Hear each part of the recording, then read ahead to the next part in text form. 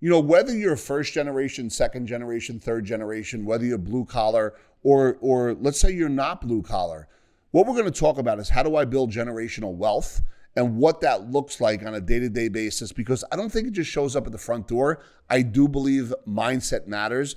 I do believe rituals matter. I do believe surrounding yourself with people that have been there, done that are proven success winners with integrity. I believe all that matters. And we're going to dig into what that actually looks like in this video today. I want to thank you for showing up on our channel. We're always here to bring world-class education, and we look forward to taking you through this next process. Okay, so here it is. What does it actually mean, generational wealth? Well, I don't think it's a fixed number. I do believe it's based on each person, who they are, where they are, and that number's a moving target. For example, you could be somebody that, maybe you make 60 grand a year, you have no bills, and that's after tax money.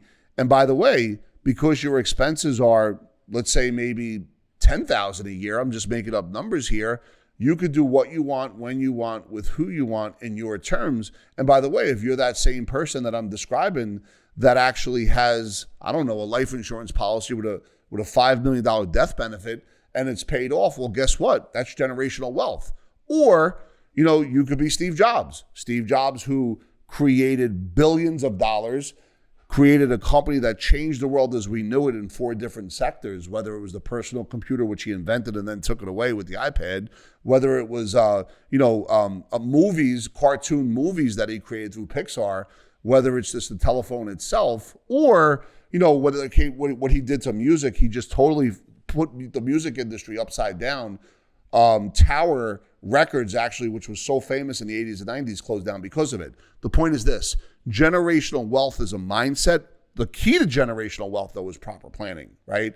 So you want to make sure that if you're that first generation that's going to create that generational wealth, that you're providing not only the education to your kids, but also you're surrounding yourself with folks that have been there, done that. You're surrounding yourself, more importantly, with the financial professionals that are on the same page for the benefit of your thinking. What does that mean? Well, you want to make sure your accountant is connected to your fiduciary is connected to your trust officer and/or insurance agent and/or broker. And if you're doing all this and there's a monitoring and measuring technique that truly allows you to be able to see the growth and think of a fractional family office mindset, that's how not only is it created, but it's also saved and properly handed down without the punishment of taxation, because the I-dotting and T-crossing took place in those early years as there was that first liftoff of generational wealth. When it comes to, we're talking about generational wealth, right? But listen, why don't we talk a little bit about the educational system, which I think is broken. That's just my opinion. And no offense to you teachers out there, I know that you're really bringing it every day. Whoever hands you down your curriculum, the truth is there's no real education when it comes to money and money mindset. So we're going to talk a little bit about, why it's important to educate your kids about finances, not only if you're already a wealthy person, but more importantly, if you want to, put all your time and effort into your kids' education and be able to give them advantages that you didn't have, it's important to have this conversation. It's funny, today I was on a call with somebody. Obviously, I'm not going to name names, but we're going through our normal success process and, really getting to know the person from a rapport building standpoint. And it was like, yeah, I'm a detective and my husband's a carpenter, really beautiful, wholesome couple, 2 kids. And, we were getting into the point where we're going to have a conversation about what money looks like currently and where they want to go. And there's not much money in a 401k. And, okay, do you have any money in the market? Yeah, we have an account. And the person named the broker dealer. And then I was like, okay, how much is being managed? She goes, about 5. And naturally, I knew when she said it, what she meant, and it was $5 million. And what was incredible about that whole conversation was that her dad created a product in an industry that is still being used, and that product was bought out. And the generational wealth that was created by her mom and dad, not only to her and her 2 siblings, was incredible. But what I loved the most about our conversation, she talked about how her parents educated her about money. And the education didn't come from school. It came from understanding the value of money, including every day on the farm, she would have to pull weeds, even though they knew that the generational wealth was created already. And she talked about the impact that her parents have had on people privately, whether they were paying off mortgages or doing things in a way that created that financial freedom, but they never got credit for it. And, you know, as she was sharing that story, she was so proud to be the daughter of her parents and wanted to be able to pass that on to her kids. So to me, that's another sign of generational wealth, because it can go both ways. Somebody could hit the lottery for 100 million, and we know that that's like a crash course to financial disaster.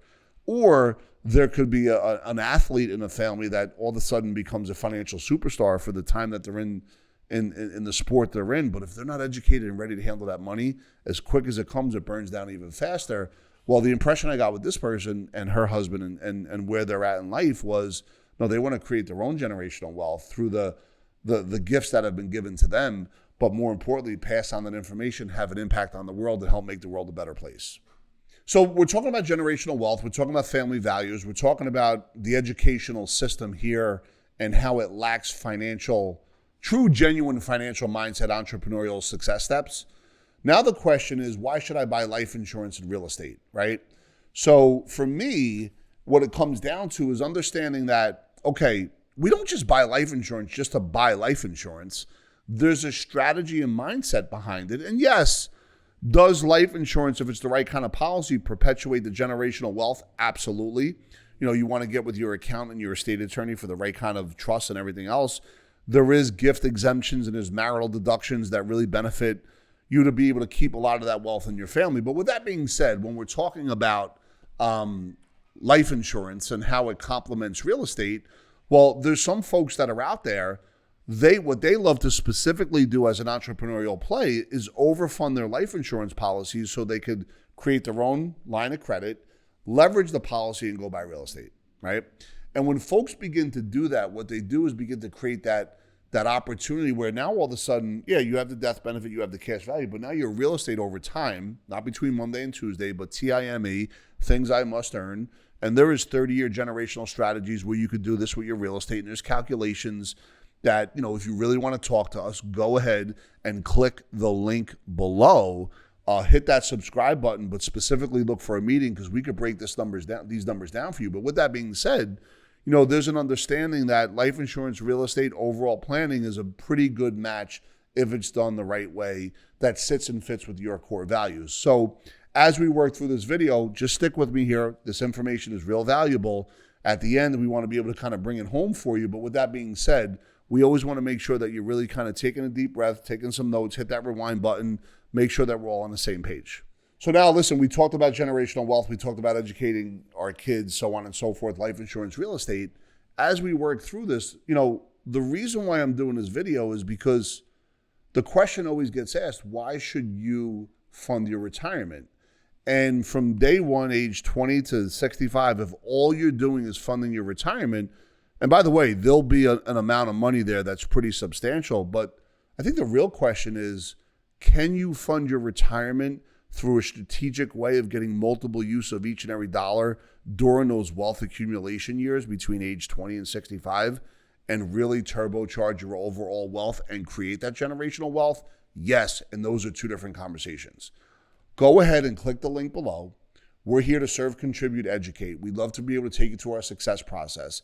Every day, by the way, when you hit that subscribe button, we are dropping new content that provides even more world-class education than the day before, because at the end of the day, we want to create a culture of financial astute folks that sit in the place of financial abundance. Thank you for checking us out. We appreciate it, and we look forward to seeing you next time.